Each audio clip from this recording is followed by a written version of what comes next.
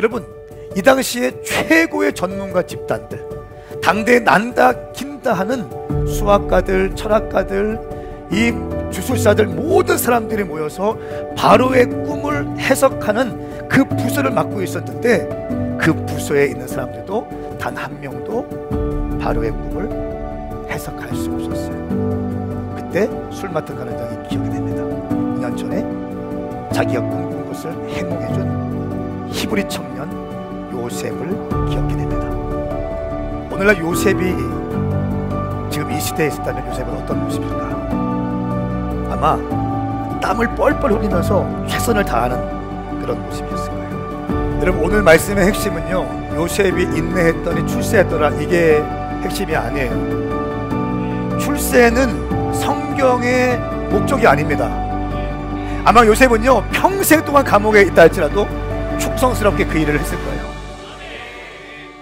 하나님께서 요셉을 이 땅에 태어나게 하신 목적, 그 부르심이 요셉의 인생 가운데 성취됐다는 것입니다. 사랑하는 여러분, 여러분의 부르심을 일깨우십시오. 그리고 그 부르심을 향해서 끝까지 나아가십시오. 아무리 어려운 일이 있다 할지라도, 아무리 절망스러운 상황이 있다 할지라도 그 부르심의 완성을 향해 달려가십시오. 그 부르심은 출세가 아닐 것입니다. 총리가 되는 것이 목적이 아니라 총리가 되어서 하나님께 영광을 돌리고 이 땅을 섬기게 되었다는 것입니다. 주님, 내 젊음의 때에 말씀과 기도로 준비하겠습니다. 최선을 다하는 삶을 살겠습니다. 여호와를 경외하는 삶을 살겠습니다. 나를 그렇게 세워주시고 나를 통하여 나의 부르심이 완성되게 하시고 나의 부르심의 완성을 통하여 하나님께 영광 돌리는 인생 되게 하여 주시옵소서. 주의 이름 삼창 부리며 기도하십시다. 주여.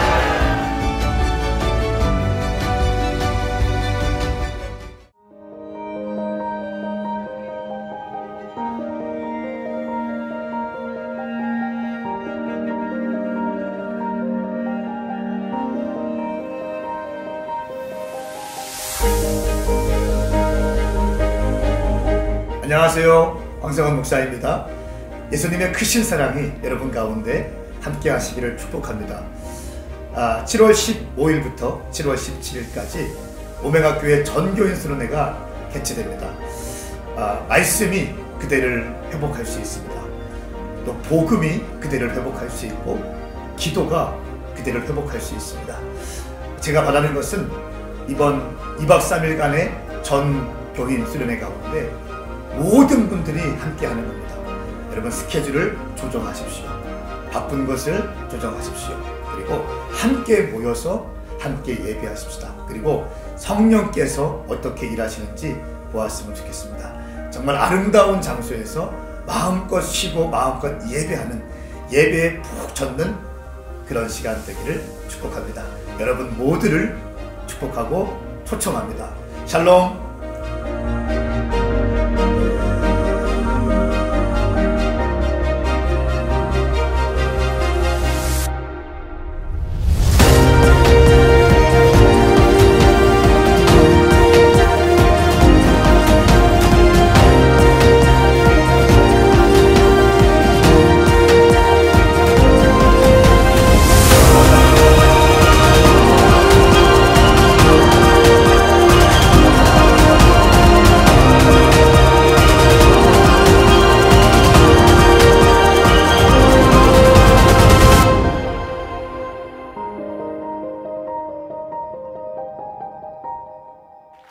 우리 크게 주님께 박수하십시다. 예.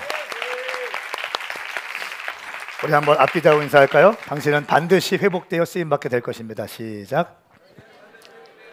예. 한 번 더 할 때, 오늘 말씀은 당신을 위한 말씀입니다. 예. 네, 아멘. 오늘은 헤리티지를 잠깐 멈추고 우리가 이제 금요일부터 금요일, 토요일, 주일 전교인 수련회를 갑니다. 가서 뭐 할 건가? 인카운터를 할 겁니다. 인카운터는 우리 김삼성 목사님께서 만드신 인카운터 수양의 그 강의 안인들이 있는데요. 그 강의 안에 따라서 9개의 강의로 되어 있습니다.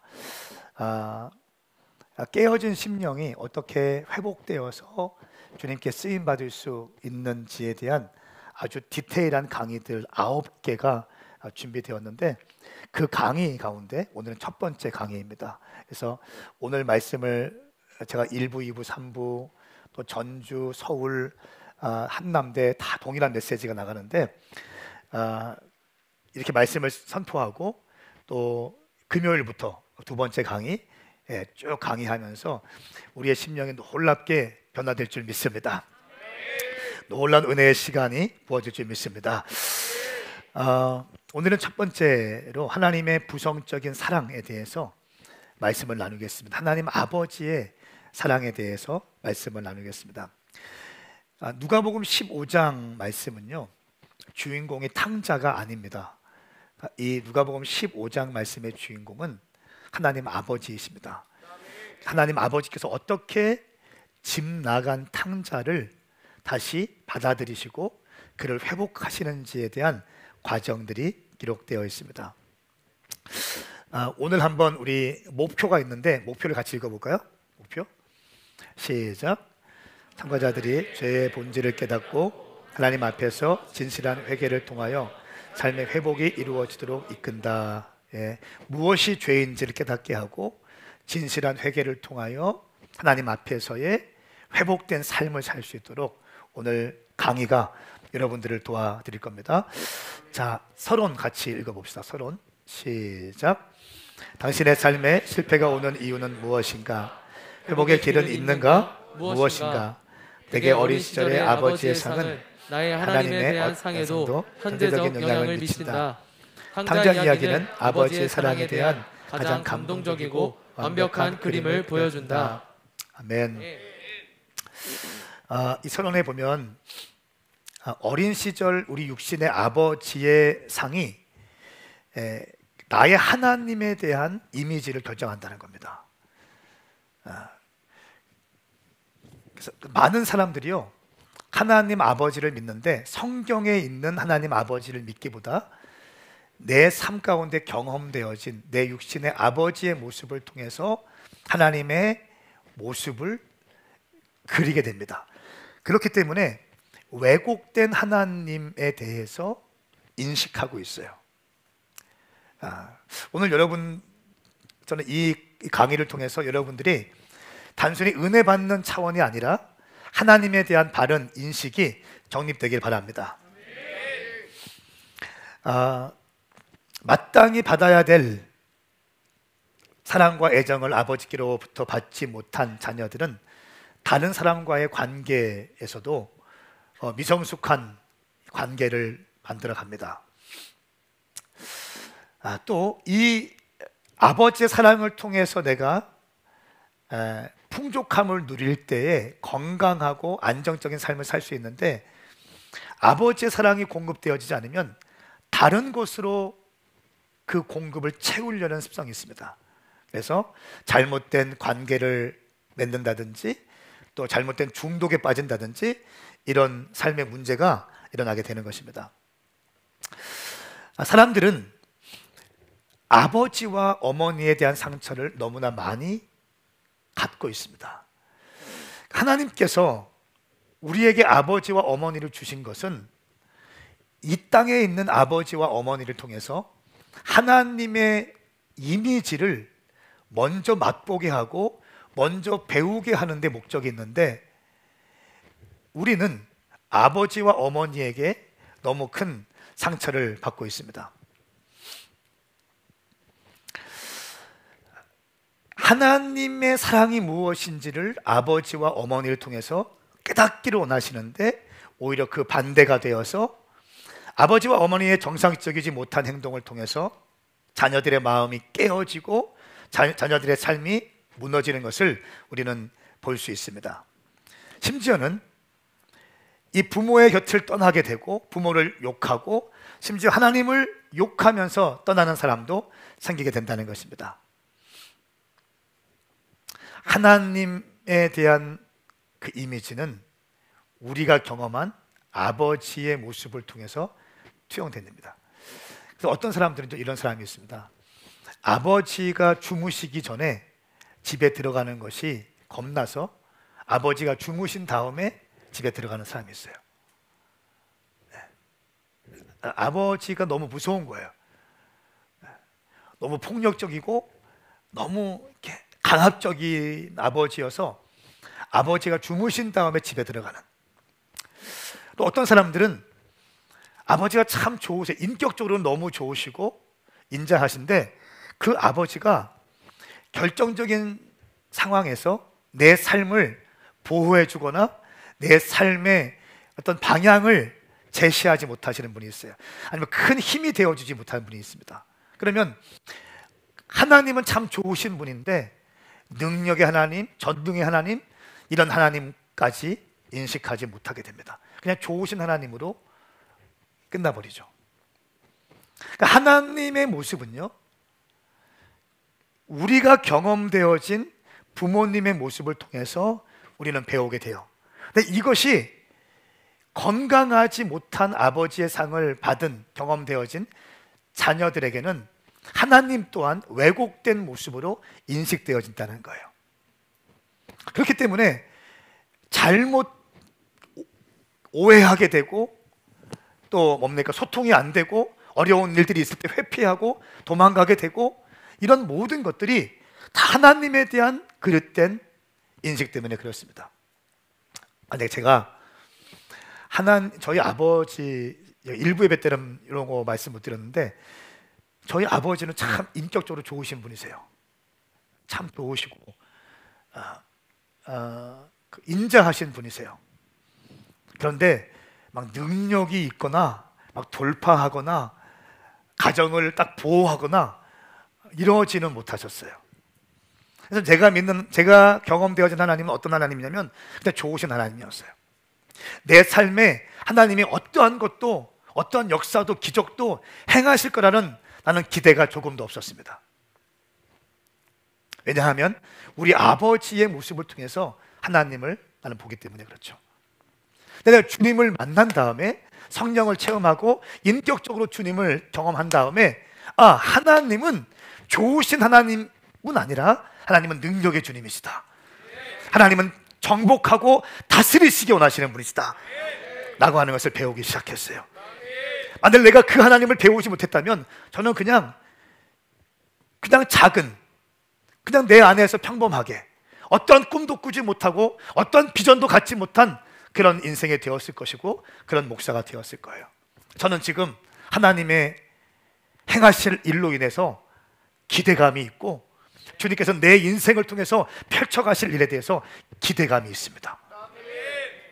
여러분, 오늘 이 말씀을 통해서 여러분들 안에 있는 왜곡되어 있는 하나님에 대한 인식이 성경적으로 바르게 죄의 자리를 찾기를 예수님의 이름으로 선포합니다.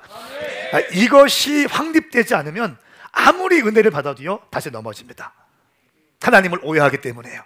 아무리 은혜 받아도 아무리 불 받아도 다시 넘어져요. 왜 그렇습니까? 하나님에 대한 오해 때문에 그렇습니다. 다시 한번 선포합니다. 오늘 당신 심정 가운데 하나님에 대한 성경적인 인식이 확립될지어다. 확립될지어다. 누가복음 15장 말씀은 하나님 아버지에 대한 가장 완벽한 모습을 기록하고 있습니다. 또 이 누가복음 15장 말씀을 통해서 오늘 이 시대의 사람들이 왜 하나님을 떠나가는지를 보여주게 되고요, 그 결과가 무엇인지를 또 성경은 말씀하고 있습니다. 그러면 그 하나님을 떠나고 또 그 하나님을 떠난 결과, 비참한 저주의 결과인데 이 저주의 삶에서 내가 회복될 수 있는 길이 무엇인지를 또 기록하고 있어요. 여러분, 누가복음 15장 말씀은요 하나님 아버지의 놀라운 사랑을 기록하고 있습니다. 오늘 이 누가복음 15장에 하나님에 대한 계시가 여러분 심령 가운데 부어질 것입니다. 자, 먼저 인생의 중요한 것은 선택이 중요합니다. 우리가 잘못된 결정과 잘못된 삶의 방향을 결정했을 때 우리 인생의 비극은 찾아옵니다. 자, 누가복음 15장 1절부터 13절까지의 말씀을 함께 읽겠습니다. 시작.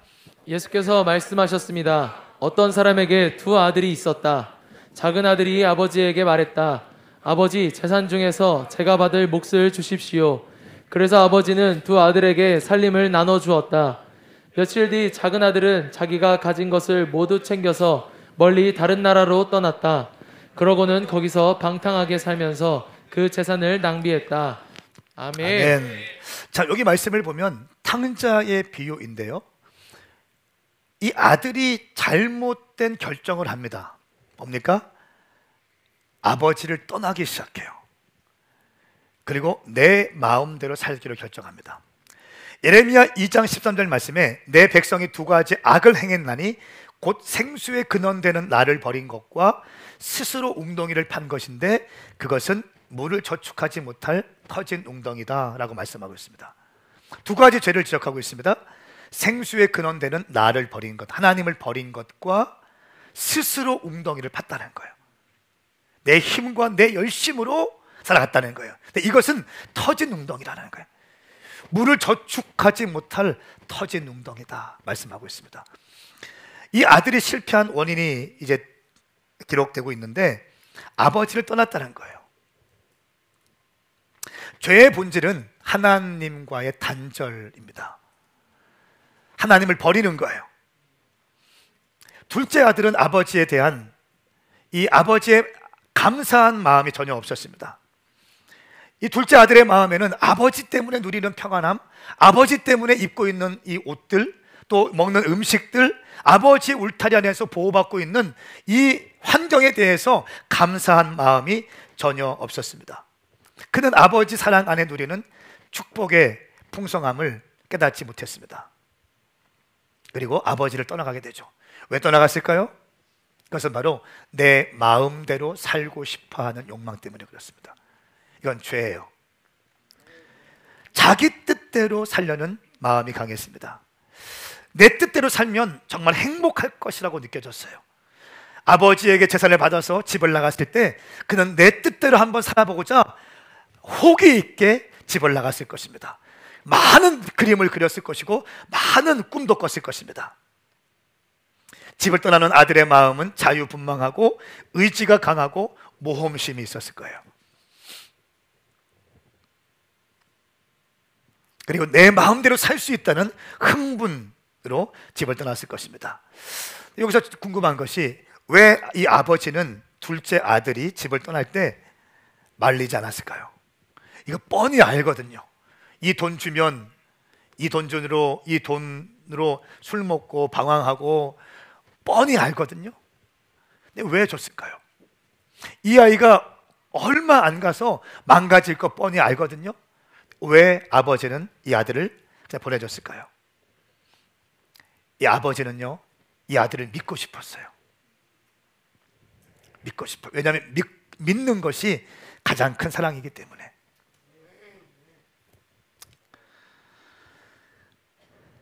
아버지와 아들 사이에 결코 강요로 해결되어지는 것은 아무것도 없었습니다. 사랑과 긍휼로 아들의 짐을 싸고 있는 것을 아버지는 바라보고만 있었습니다. 여러분, 우리가 때로 아버지의 집을 불편하게 여길 때가 있어요. 아버지의 울타리가 너무 좁게 느껴질 때가 있습니다. 내 마음대로 하고 싶을 때가 있어요. 내 마음대로 살아보고 싶은 욕망이 누구에게나 있습니다. 자기를 지켜주는 경계선이 없으면 더 자유로울 것 같은 생각, 근데 그 생각은 우리의 삶에 방종을 가져오게 하죠. 아버지의 말씀은 자기의 행복을, 자기의 인생을 행복하게 해주는 좋은 울타리가 아니라 자기를 옥죄는 울타리로 느껴지게 됩니다. 근데 그것은 이 아들을 향한 아버지의 사랑의 울타리였어요. 여러분, 이렇게 이 탕자가 아버지의 집을 떠나고 자기 마음대로 살기로 결정했을 때 시작되어지는 삶이 어떤 삶이었습니까?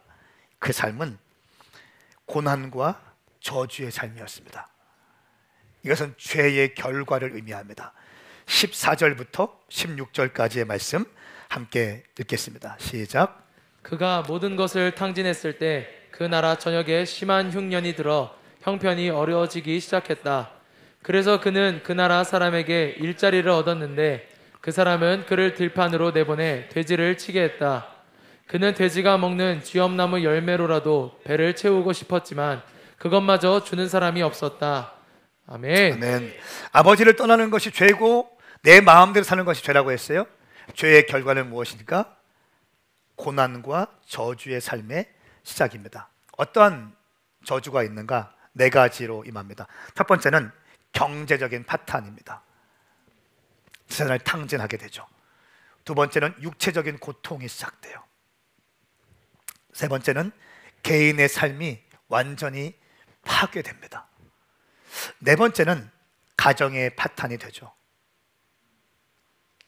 하나님의 말씀으로 절제되었던 삶이 육체의 쾌락을 쫓아가는 삶을 살게 되자 많은 친구들이 붙게 됩니다. 순간의 쾌락은 인생의 즐거움인 양 착각을 하면서 한참을 살았겠죠. 그런데 결국은 비참함과 허무함 그리고 치욕이었습니다. 심지어 오늘 말씀을 보니까 이 집 나간 탕자가 돼지 우릿간에서 돼지 지엄 열매를 먹고 사는 것을 볼 수 있어요. 아니요, 돼지 지엄 열매도 마음껏 먹지 못하고 돼지 우릿간에서 돼지를 치고 살아요. 율법에서는 돼지를 부정한 짐승으로 취급합니다.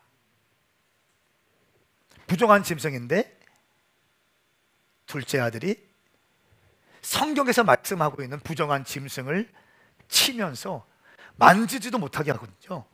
돼지를 치면서 돼지가 먹는 쥐엄 열매를 먹고 있는 인생으로 전락해버립니다. 저주의 시작이에요. 인생의 고난의 시작입니다. 밑바닥을 경험하게 되는 것입니다. 얼마나 이 둘째 아들이 고통 가운데 있는지를 단적으로 말해주고 있습니다. 근데 이 아버지는 부자입니다. 근데 왜 이 아들은 돼지 우릿간에서 돼지를 치면서도 아버지를 늦게 생각했을까? 아버지의 집에 돌아가면 아버지의 집은 양식이 많아서 종들도 충분히 먹고 마실 정도로 음식이 풍족하다는 것을 왜 늦게 깨닫고 이렇게 돼지를 치면서 젊음의 때를 허비했을까요? 왜냐하면 이 둘째 아들에게는 자신에 대한 실망감으로 가득 차 있습니다. 자신에 대한 실망감이었어요. 스스로를 비천하게 여기게 됩니다. 돼지를 치는 것 자체가 부정한 것을 알면서도 돼지를 칠 수밖에 없었던 자신의 처지를 비참하게 여기면서 시간을 보내고 있습니다. 여러분, 또 한 가지 속임수는 뭐냐면 이제 내가 돌아갈 때 아버지께서 나를 꾸짖고 나를 책망하시고 나를 징계하신다는 거짓된 생각으로 가득 차 있었어요. 이것은요, 사탄이 하나님의 사람들에게 심겨준 대표적인 거짓말입니다. 아버지에게 가장 중요한 것은 돈이 아니라 아버지에게 가장 중요한 것은 아들이에요. 할렐루야. 아들입니다. 지금 아버지 이 탕자가 이렇게 돼지 우릿가에 돼지를 치면서 쥐엄 열매를 주워 먹으면서 있는 이 상황 가운데도 아버지는 앵글을 쫙 바꿔서 아버지는요, 아버지의 집 대문 앞에서 언제 자녀가 돌아올지 전전긍긍하면서 서서 집 나간 아들을 기다리고 있는 그 아버지의 모습. 이쪽 앵글에는 돼지 우릿간에서 지저분한 모습으로 돼지의 오물을 뒤집어 쓰면서 자식이 신세 한탄하면서 돼지를 치고 돼지 지엄 열매를 먹고 싶은데 이것도 먹기 힘들어서 비참한 삶을 살고 있는 이 자녀. 이쪽은 집 나간 아들이 돌아올 것을 기대하면서 발을 동동 구리며 아들을 기다리고 있는 아버지의 모습.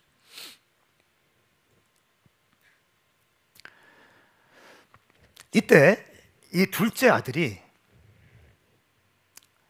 참된 회개를 하기 시작합니다. 오늘 말씀을 보면 참된 회개에 네 가지의 과정이 정확히 등장합니다. 네 가지의 과정이 등장합니다. 우리 17절부터 20절까지의 말씀을 함께 읽겠습니다. 시작. 그제야 제정신이 들어서 말했다. 내 아버지 집에는 양식이 풍부해서 일꾼들이 먹고도 남는데 나는 여기서 굶어 죽는구나. 내가 일어나 아버지에게 돌아가 말해야겠다. 아버지, 제가 하늘과 아버지께 죄를 지었습니다. 저는 더 이상 아버지의 아들이라 불릴 자격이 없으니 그저 하나의 일꾼으로나 삼아 주십시오. 그러고서 아들은 일어나 아버지에게로 갔다. 아들이 아직 멀리 있는데 그 아버지는 아들을 보고 불쌍히 여겨 아들에게 달려가 그의 목을 껴안고 입을 맞췄다. 아멘. 아멘. 이 17절 말씀 보니까 그제야 제정신이 들어서 말했다. 이걸 헬라어로 풀어보니까 이런 표현입니다. 자기 자신에게로 돌아가서 자기 자신을 돌아본다. 그러니까 자기 자신에게로 돌아가서 자기 자신을 돌아본다. 그러니까 이 둘째 아들은 제정신이 아니었던 거예요. 아버지의 집을 나가고 싶었던 거, 아버지의 말씀대로 살지 않고 내 마음대로 살고 싶었던 것이 이 둘째 아들의 본래 마음이 아니었던 거예요. 이제는 제정신이 들기 시작합니다. 첫 번째 참된 회개의 단계 첫 번째는 깨달음입니다. 깨달아져야 되길 축복합니다. 깨닫는 것이 중요합니다. 내가 누구인가를 깨닫는 거예요. 깨달음도 두 가지가 나오는데 첫 번째는 자신의 실상에 대한 깨달음이에요. 내가 누구인지, 하나님을 떠남으로 고통이 시작되었다는 것을 인식하는 거예요. 나는 아버지의 집에서 풍성함을 누리고 있었고 아버지의 집에서 아버지가 주는 양식을 먹으면서 즐거운 삶을 살고 있다는 것을 깨닫기 시작합니다. 첫 번째, 자기 실상에 대한 깨달음입니다. 두 번째는 하나님에 대한 깨달음이에요. 우리 아버지의 집에는 모든 풍성함이 있다는 인식입니다. 여러분, 아버지의 집에는 풍성함이 있습니다. 여기가 아버지의 집인 줄 믿습니다. 아멘인가요? 그래, 아버지의 집에는 즐거움이 있어야 되는 거예요. 그러니까 축제가 있어야 되는 거예요. 깨달음을 갖게 됩니다. 그리고 결단하기 시작하죠. 두 번째는 결단입니다. 18절 말씀 제가 읽겠습니다. 내가 일어나 아버지에게로 돌아가 말해야겠다. 아버지, 제가 하늘과 아버지께 죄를 지었습니다. 아버지께 죄를 지었습니다 라고 결단하기로 결정합니다. 그리고 아버지께 나아갑니다. 세 번째 회개의 과정은요, 깨달음과 결단한 다음에는 고백을 합니다. 말합니다. 말은 참 중요한 겁니다. 내가 죄인입니다 라고 고백합니다. 그러니까 자신의 죄를 인식했다는 거예요. 그리고 깨어진 심령으로 내가 죄 지었습니다 라고 고백하는 거예요. 여러분, 여기에서 굉장히 중요합니다. 오늘날 제가 우리 자녀들을 키우고 청년들을 멘토링하면서 느끼는 게 뭔지 아세요? 잘못했습니다, 죄를 지었습니다 라고 얘기하는데 그 잘못했습니다, 죄를 지었습니다, 용서해 주세요, 이게 자기 심령에서 터져나오는, 상한 심령에서 터져나오는 진실된 고백보다는 그 상황을 무마하기 위한 고백일 때가 참 많다는 거예요. 진심으로 이것이 왜 죄인지, 왜 이것이 그렇게 큰 문제가 되었는지 통회하면서 자복하면서 내가 어둠의 영들에게 속았다는 것을 인식하면서 진실되게 내가 죄인입니다, 잘못했습니다 고백하기보다는 그 상황을 무마하기 위해서 하는 고백일 때가 참 많이 있다는 거예요. 사랑하는 여러분, 저는 선포합니다. 여러분 가운데 진실되게 주님 앞에 나가시길 축복합니다. 진실되게 나가셔야 돼요. 깨어진 심령으로 나가는 것. 그리고 네 번째는 고백한 다음에 행동하는 겁니다. 20절 말씀. 그리고서 그들은 일어나 아버지께로 갔습니다. 일어나 아버지께로 가는 거예요. 행동까지 가는 겁니다. 깨닫게 되고 결단하게 되고 고백, 입술로 시인하게 되고 그리고 행동하는 것. 이것이 참된 회개입니다. 자, 죄의 시작이 어떻게 되었습니까? 아버지의 집을 떠나고 내 마음대로 살고 싶어 할 때 시작되었습니다. 그 결과가 무엇입니까? 저주의 삶이 되었습니다. 가정이 깨어지고 재정이 깨어지고 육신이 깨어지고 인생이 깨어지는 장면을 경험했습니다.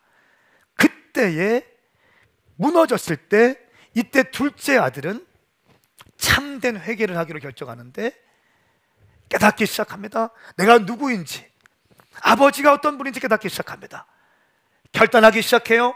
그리고 고백하기 시작합니다. 입술로 시인합니다. 통에 자복하면서 죄를 시인합니다. 그리고 행동함으로 아버지께 나아갑니다.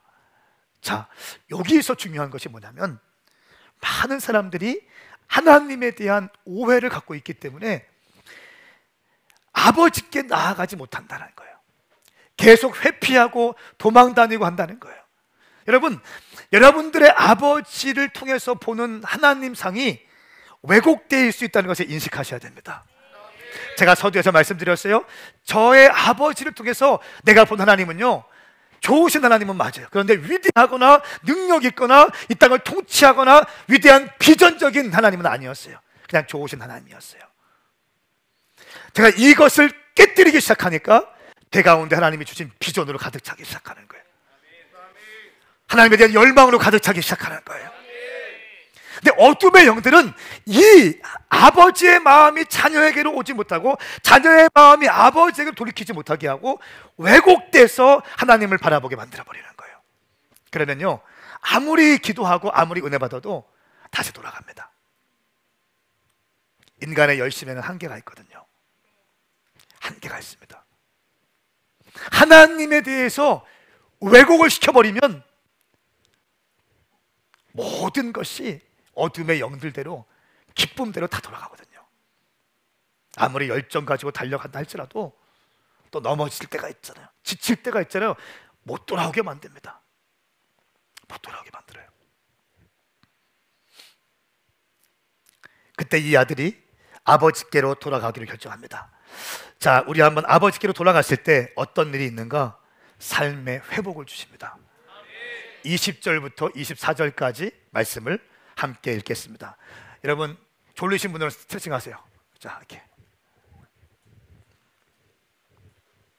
고개가 이렇게 막 어떤 사람은 이렇게 막 거의, 우리 김혁 전사님은 잘 안 보이나 봐. 이렇게 막 해서. 자, 스트레칭 하세요. 자, 20절부터 24절 시작. 그래서 아들은 일어나 아버지에게로 갔다. 아들이 아직 멀리 있는데 그 아버지는 아들을 보고 불쌍히 여겨 아들에게 달려가 그의 목을 껴안고 입을 맞췄다. 아들이 아버지에게 말했다. 아버지, 제가 하늘과 아버지께 죄를 지었습니다. 이제 아들이라고도 불릴 자격이 없습니다. 그러나 아버지는 종들에게 말했다. 어서 가장 좋은 옷을 가져와 이 아이에게 입혀라. 손가락에 반지를 끼우고 발에 신을 신겨라. 살찐 송아지를 끌어다 잡아라. 잔치를 벌이고 즐기자. 내 아들이 죽었다가 다시 살아났다. 이 아들을 잃었다가 이제 찾았다. 이렇게 그들은 잔치를 벌이기 시작했다. 아멘. 아멘. 자, 삶을 회복시키시는 하나님이 아버지의 사랑이 기록되어 있는데 첫 번째는 기다리시는 아버지의 사랑이에요. 아들을 보자, 보세요. 20절 말씀에 아들은 일어나 아버지께로 갔습니다. 아들이 아직 멀리 있는데 그 아버지는 아들을 보고 불쌍히 여겨 아들에게 달려가 그의 목을 껴안고 입을 맞췄다.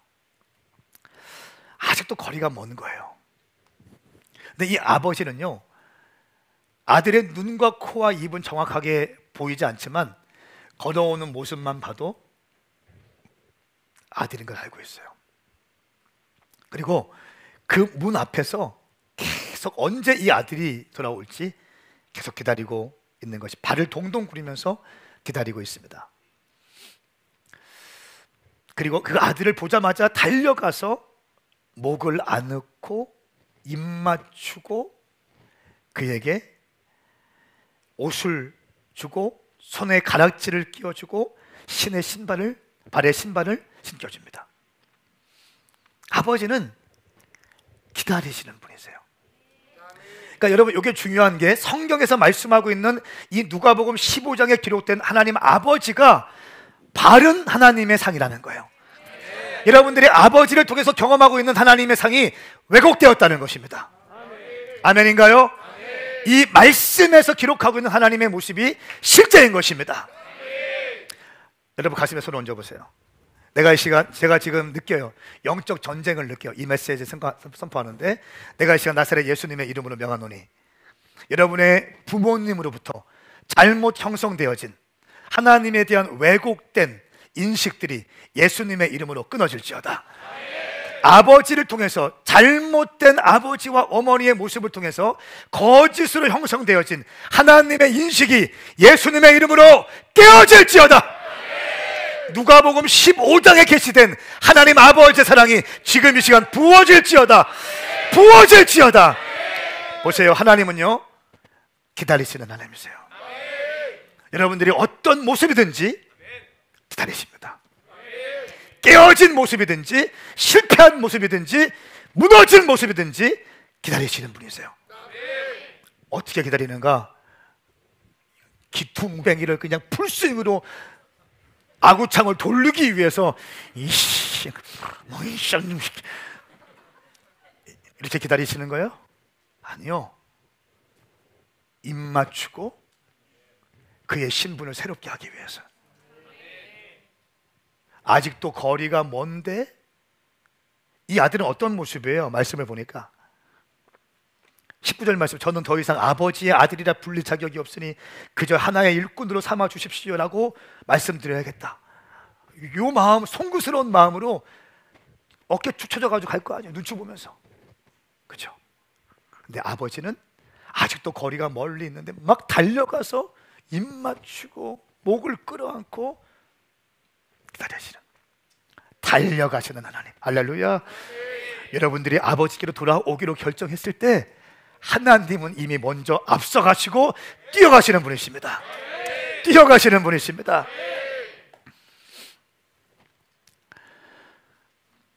두 번째는 용서하시는 아버지의 사랑입니다.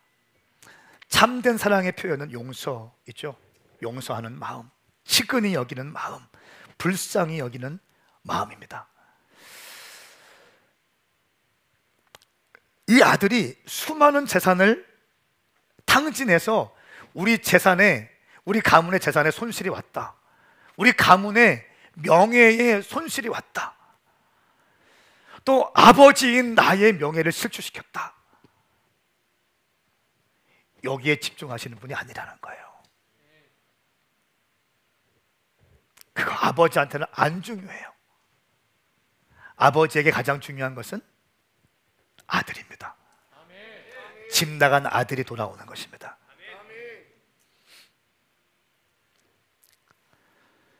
세 번째로 하나님의 사랑은 삶을 회복시켜 주시는 아버지의 사랑이에요. 그의 모든 것을 새롭게 해주십니다. 오늘 말씀을 보니까 정확히 네 가지의 예언적인 모습을 통해서 삶을 바꾸어 주십니다. 첫 번째는 옷을 입혀 주십니다. 22절 말씀 보니까 어서 가서 가장 좋은 옷을 가져와 이 아이에게 입혀라. 보세요. 돼지를 쳤어요. 돼지 우리간에서 있었어요. 오물이 막 묻어 있을 거예요. 돼지 지엄 열매 먹었을 거예요. 그런데 종들에게 말씀하는 게 가장 좋은 옷을 가져와라. 우리 말로 말하면 명품 옷을 갖고 와라. 가장 좋은 옷을 갖고 와라. 이 옷은요, 자아상의 회복을 의미하는 겁니다. 너는 종이 아니라 내 아들이라는 거예요. 재산을 탕진했지만 너는 내 아들이라는 것입니다.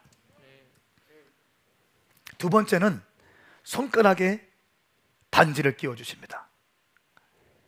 반지를 끼워줬다는 것은 네가 여전히 나의 상속자이다라고 하는 것을 말씀하고 있어요. 권세의 회복이에요. 권세가 회복돼 종이 아니라는 거예요. 여러분, 이 반지가 있으면 남은 모든 재산을 자기 마음대로 쓸 수 있어요. 상속의 권세, 자녀됨의 권세가 회복되는 것입니다. 그 아들이 재산을 허비했다고 해서 대가를 치르게 하시는 것이 아니라 이제 남은 재산을 마음대로 쓸 수 있도록 허용하시는 거예요. 요한복음 1장 12절 말씀에 영접하는 자 곧 그 이름을 믿는 자들에게는 하나님의 자녀가 되는 권세를 주셨습니다 라고 말씀하고 있어요. 권세를 주시는 거예요. 여러분이 지난주에 아무리 큰 죄를 졌다 할지라도, 아무리 실패했다 할지라도, 아무리 깨어졌다 할지라도 아버지께로 돌아가기로 결정하면 우리 아버지는 여러분들을 향해서 힘껏 달려가시면서 여러분의 목을 껴안고 입 맞추고 당신을 새롭게 하실 것입니다. 세 번째는 신분과 사명의 회복입니다. 발에 신을 신겨주십니다. 그 당시에 종들은요, 신발을 신지 못했다고 합니다. 그런데 이 종과 같은 모습으로 깨어질 대로 깨어진 이 탕자에게 신발을 신겨주십니다. 또 신발은 사역을 의미하죠. 더 이상 돼지 우리간에서 돼지 지엄 열매 먹으면서 돼지를 치는 인생이 아니라 아버지의 집에서 아버지를 기쁘게 하기 위해서, 아버지의 영광을 위해서 아버지가 주신 신발을 신고 사역할 수 있는 거예요. 더 이상 노예가 아니로, 더 이상 죄인이 아니라 하나님의 사역자로서 뛰어갈 수 있도록 주님께서 새롭게 해주시는 것입니다. 진정한 자기의 사명을 발견하게 됩니다. 여러분, 우리가 아무리 깨어지고 아무리 열등감과 수치심으로 인해서 넘어진다 할지라도 하나님께 나아가기만 하면 주님은 이렇게 말씀하실 겁니다. 너는 내 아들이다. 너는 내 아들이다. 내가 너를 낳았도다. 내가 너와 함께 할 것이다. 네가 나를 위해서 달려갈 인생을 비전을 줄 것이다. 아들아, 강하고 담대하라. 할렐루야, 할렐루야. 이것이 하나님 아버지의 마음이라는 것입니다. 그리고 23절과 24절 말씀에 기쁨을 회복시켜 주십니다. 살찐 송아지를 끌어다가 잡아라. 잔치를 벌이고 즐기자. 내 아들이 죽었다가 다시 살아났다. 이 아들을 잃었다가 이제 찾았다. 이렇게 그들은 잔치를 벌이기 시작했습니다. 잔치를 벌이는 거예요. 기쁨 가운데 잔치를 벌이는 거예요. 기쁨 가운데. 기쁨의 회복이 인생 가운데 시작되기 시작합니다. 하나님은요, 즐거워하시는 하나님이십니다. 하나님은 축제의 하나님이세요. 여러분 인생 가운데 하나님의 풍성하심이 누려지기를 축복합니다.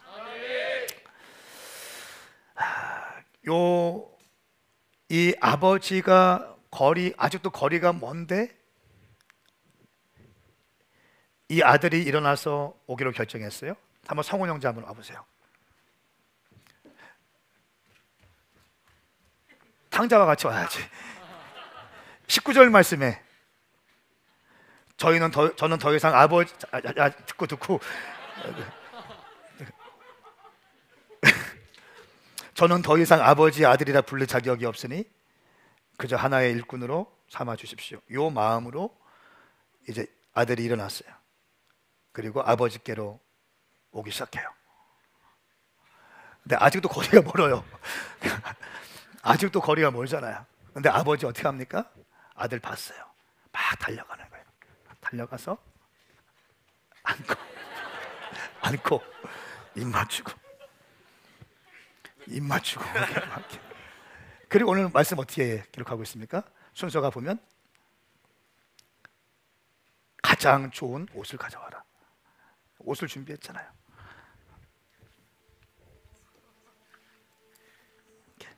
이거는 이스라엘에서 사온 건데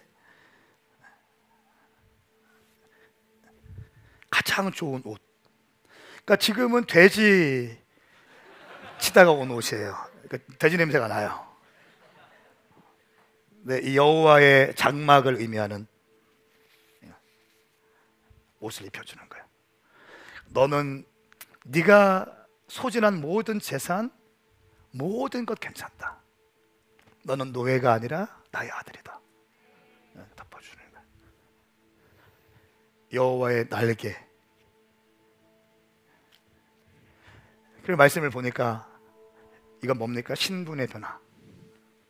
그리고 말씀을 보니까 손가락에 반지를 끼워줘요. 권세를 주는 거예요. 이 반지만 있으면 모든 걸 다 결제할 수 있어요. 근데 아버지께서 어떻게 합니까? 정죄하고 하는 것이 아니라 반지를 끼워주는 거예요. 반지를 끼워. 괜찮아. 돈 아무것도 아니야. 괜찮아. 나는 네가 돌아온 것만으로 난 만족해. 너는 여전히 나의 아들이야. 반지를 끼워주는 거야. 너무 크다. 반지를 끼워주는 거야. 이제 이 아들은 돼지 쥐엄 열매를 치는, 돼지를 치는 노예가 아니에요. 이 아버지의 집에 왔어요. 이 아들은 예전에 모든 것들을 회복하기 시작했어요. 그리고 뭘 주십니까? 신발을 시켜줘요. 신발도 준비했어요.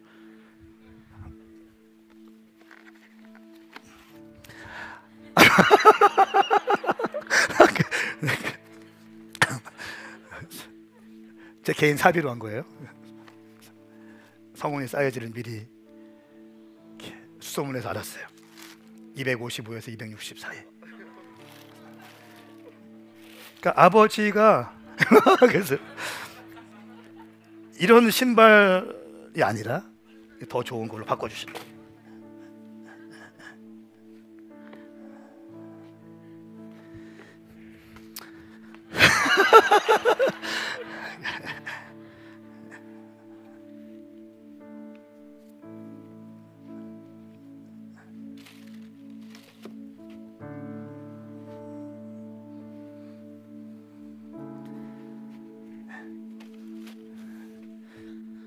여러분, 이것이 아버지께서 우리를 향한 마음이에요. 여러분들이 아무리 깨어졌어도, 여러분들이 아무리 실패했다 할지라도, 여러분들이 아무리 수치감 가운데 있다 할지라도 아버지께로 나아가기만 하면, 우리 아버지는, 아버지의 갈망은 돈을 얼마나 썼는지가 아니에요. 가문의 명예가 실추되는 것, 이것이 아니에요. 아버지의 마음은, 정확히 말씀드립니다, 여러분의 아버지로 인해서, 여러분의 어머니로 인해서 잘못 인식된 그 하나님의 모습이 아니라 누가복음 15장에서 진리이신 하나님의 말씀이 선포하고 있는 하나님의 모습은 기다리시고 용납하시고 삶을 회복시켜 주신 아버지. 할렐루야. 그리고 어떻게 하십니까? 기뻐하시고 즐거워하시는 거예요. 성은이가 돌아왔어. 어둠의 영들의 계획은 실패했어. 이 아들이 어둠의 영들의 계획을 알기 시작했고, 그 아들이 무엇을 해야 되는지 인식하기 시작했고 결정하고 행동했어. 그래서 나는 이제 그 아들과 함께 즐거워할 거야. 이 아들은 우리 집에서 나와 함께 일을 하면서 나의 영광을 구하면서 마음껏 달려가는 인생이 될 거야. 아멘. 이것이 아버지의 사랑의 마음입니다. 함께 좀 일어나십시다. 박수 한번 해주시겠어요?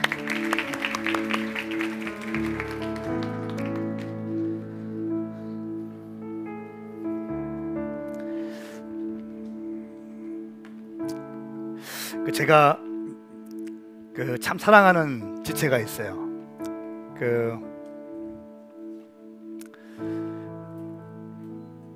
모든 사람들을 다 사랑하고 다 우리 교회 성도들은 다 제 마음에 있습니다. 다 마음에 있습니다. 근데 정말 열심히 헌신하고 달려가는 사람들이 있죠. 그 중에서도 뭐 사역자들, 또 인턴들, 마리아들, 또 뭐 DNA 처치 리더들, 간사님들, 뭐 이런 사람들 특별히 열심히 하기 때문에 그 마음이 더 가는 건 사실이에요. 제가 너무 사랑하고 아끼는 지체가 있는데 최근에 좀 힘든 일이 있었어요.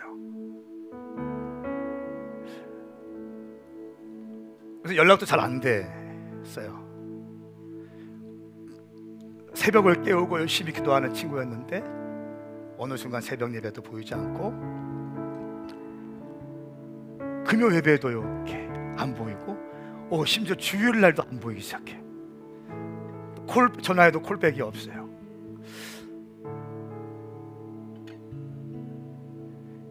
정말 열심히 달려갔던 친구. 막 땀을 뻘뻘 흘리면서 막 그렇게 달려가는.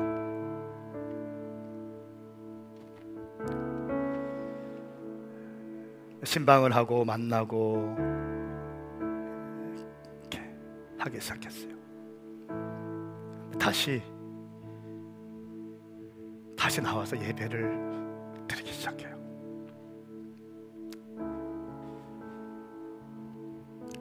그리고 금요일에 나와서 막 제가 기도하는 모습을 봤어요. 제 가슴이 얼마나 뛰든지,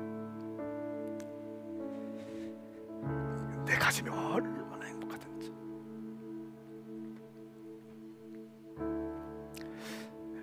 전교연 수련회 때문에 한 12시, 우리가 9시부터 12시까지 막 기도하잖아요.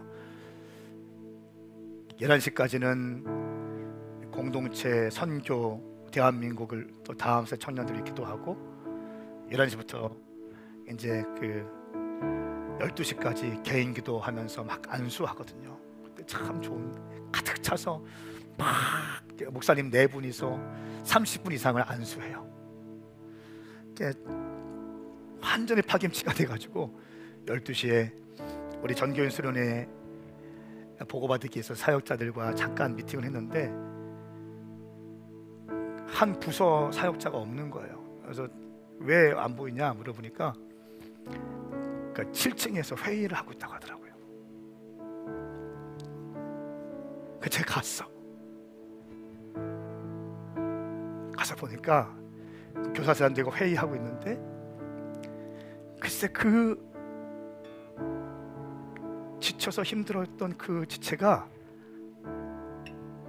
거기 회의에 가 있는 거예요.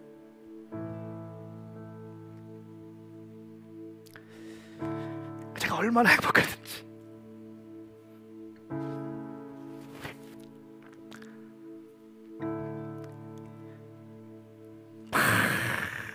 거침없이 사역하고 씩씩하게 사역하고 깨져도 다시 일어나서 열심히 달려가던 지체였는데 확 무너져서 예배도 드리지 못하고 그런 상황이었다가 다시 예배를 회복하는 모습들, 그리고 그 새벽 늦은 시간에 자기에게 맡겨진 영혼들을 잘 섬기기 위해서 회의하고 있는 모습을 볼 때 제 안에 큰 감동이 있었어요. 물론 제가 그때는 지금같이 이런 표정 안 했어요. 야, 똑바로 기도하고 열심히 기도하고 정신 차리고 기도해 하고 나왔지만 문을 닫고 나오는데 제 안에 주시는 주님의 놀라운 사랑이 얼마나 큰지. 사랑하는 여러분, 어둠의 영들이 하나님을 왜곡시키고 있다는 사실을 기억하세요. 하나님을 왜곡시키고 있다는 거예요. 하나님을, 여러분들 생각에 하나님을 왜곡시키고 있다는 거예요. 여러분들의 부모님으로 인해서 잘못 형성되어진 하나님의 왜곡된 그 인식들, 다시 한번 예수 그리스도의 이름으로 선포합니다. 이 자리에 성경적이지 않은 어둠의 영들이 심겨놓은 하나님에 대한 왜곡된 시선들이 예수님의 이름으로 무너질지어다. 누가복음 15장에 나와있는 하나님에 대한 바른 인식들이 오늘 우리 오메가 교회 모든 성도들 가운데 심겨질지어다. 우리 이 시간 두 손을 번쩍 드십시다. 주의 이름 3참 크게 부르시면서 하나님은 나를 기다리시는 분이십니다. 하나님은 나를 용서하시는 분이십니다. 나의 삶을 회복하시고 싶어 하시는 하나님이십니다. 권세를 회복하시고 자아상을 회복하시고 기쁨을 회복하시며 신분과 사명을 회복하시는 분이십니다. 내가 그 주님을 신뢰합니다. 잘못 형성되어진 하나님의 왜곡된 인식들이 예수님의 이름으로 깨어질지어다. 주의 이름 삼창 부리고 기도하십시다. 주여